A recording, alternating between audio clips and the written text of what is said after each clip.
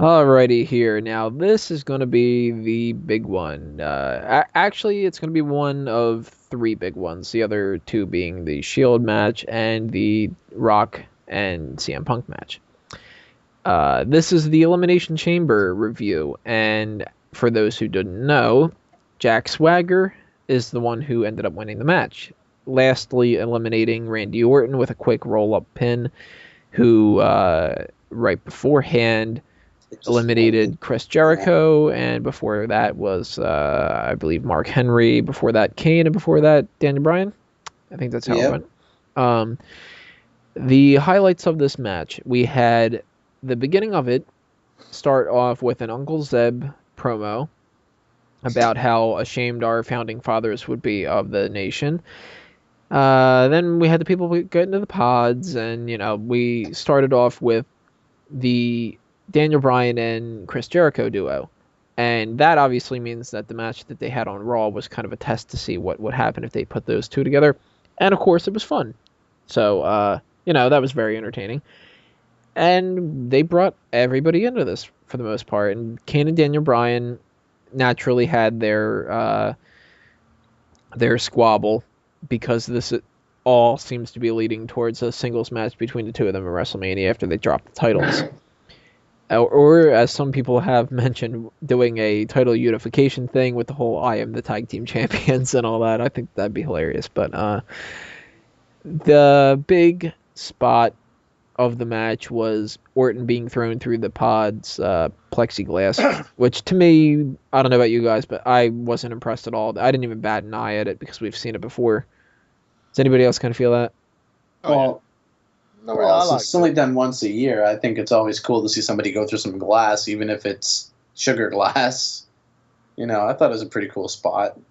I know you see it every chamber, but it's not like there's an overabundance of them. To me, it's almost just like we do see it in every chamber, and there really wasn't anything new with this one. Kind of like how we do see everybody bounce back from almost being eliminated at the Royal Rumble, but they've gone from the Spider-Man to the walking on your hands and then the Tensai thing. Like, they try to switch that up. This one, it just fell flat for me. Well, if it ain't broke, don't fix it. Unless, of course, I thought the action was awesome and nonstop throughout, though. I will compliment every single one of the workers who performed. Yeah, I thought it was a good match. And my only problem with it was the Jack Swagger win. Now, was that Jack Swagger win? And that's only really because I just don't think that really screams WrestleMania to me. No, it doesn't. When it comes to, I still do not have a ton of faith when it comes to babyface Del Rio. I will admit that there is a lot of potential behind it. I just don't think they started it soon enough to really build that momentum, and they're really going to have to push it a lot in the next few weeks if they're going to be doing that. And to me, you can't do that by having somebody like Jack Swagger be the person who challenges him, where Jack Swagger just recently came off of spending basically 2 entire years either not working or jobbing. Right. So that also causes a huge problem with this whole speeding, arrest, and everything like that, because potentially, if they do end up deciding not to go with that match at WrestleMania, not only did that completely make the Elimination Chamber a pointless match, but it also means that they have that much little time more to figure out an alternative to it. I think 6 weeks is plenty of time, actually. But if they do something as simple as Dolph Ziggler cashing in on Del Rio, that means they would either have to do Del Rio against Dolph Ziggler, or they would have to really step it up and switch over everything with Jericho. Now, we have heard rumors that they want to turn Jericho heel and face Ryback. I really fucking hope not, because I don't think that would be a good match at all. That's a terrible idea. They're thinking of turning Ryback heel and have him face off against like someone like Sheamus, for instance. At this point, that makes much more sense to me. I don't like it. I was interested in seeing that match of both of them as faces, let alone turning any one of them heel. But turning Jericho heel when he's working well as a face, and And we've seen him as a heel. His last few runs have been basically all heel. Let him at least have one run where he's a face for a long period of time. Yeah, I'm really tired of heel Jericho. So it doesn't matter who he would be feuding with. I just don't want to see heel Jericho for a while. And let him run as a face, and more so the Ryback thing. I don't think that he and Ryback makes sense for the card, but I also don't think that Jack Swagger and Del Rio is really that huge WrestleMania type of match. I mean, well, no, it's because Swagger as an opponent, he beat Ryder, Santino, and Kofi, and then he wins a chamber, and all of a sudden he's challenging the world heavyweight champion at WrestleMania. Right. Where's his credibility? Now, as we'll talk about with the Shield match too, just because we're predicting it doesn't mean that we're wrong about it. They could, for all we know, in the next few weeks, build up one hell of a build for WrestleMania. Yeah, exactly.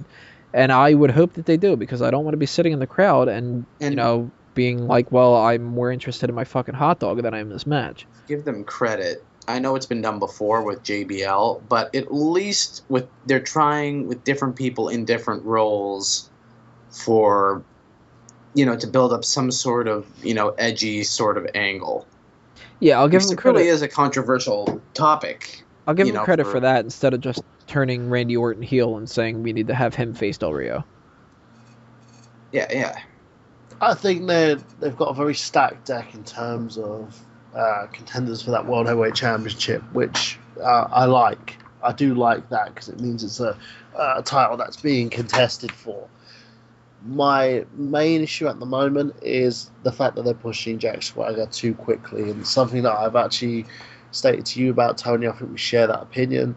Mm-hmm. It didn't work so well the first time. Yeah, exactly. They are not learning from their mistakes in this, and the fact that he ended up getting busted for like drugs and bits and pieces, that's gonna have them scratching their heads, and all it takes is one person running to Vince and telling him that, it's not going to work. Our face of the company is going to end up being a drug addict, even though he isn't. Then it's going to turn into a whole new debacle, and they've got to be questioning themselves, whether they should have actually pushed him or not. So we'll see what happens. Hopefully, Jack bounces back, but for now, I could see him going to Mania and just being fed to Del Rio. Well, I thought that was going to happen anyway. I think the whole program is a catalyst to get Del Rio over as the super face, and Ziggler cashes in afterwards and gets the heat for taking advantage of him after a heroic WrestleMania victory. So I didn't have much faith in him winning, regardless. But if he had any 0.5% chance of winning before the drug arrest, then if they continue the program, he has absolutely no chance of winning now. Now, if anybody's going to play devil's advocate here, I think it would be Payton. Do you think that if they do go with Jack Swagger against Alberto Del Rio, that Swagger would have, or maybe possibly still, would have won the title?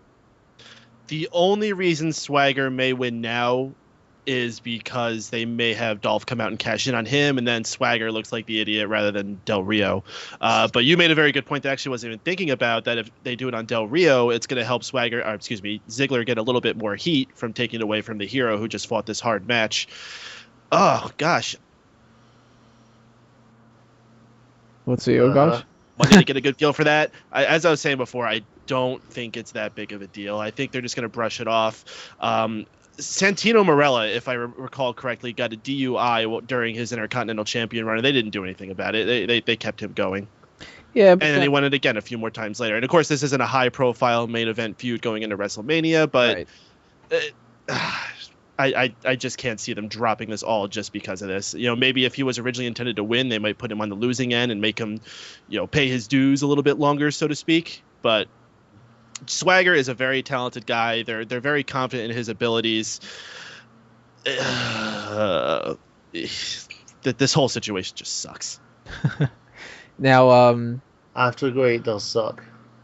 One of the other things that I had seen kind of floating around out there in regards to the possible Jack Swagger situation and all that was that now this is actually getting them more publicity than even The Rock, and that they might be using this kind of as almost a positive Now, I've actually heard stories that this might all be a work. Like maybe this is just some extra thing to make him seem like a dumb redneck American.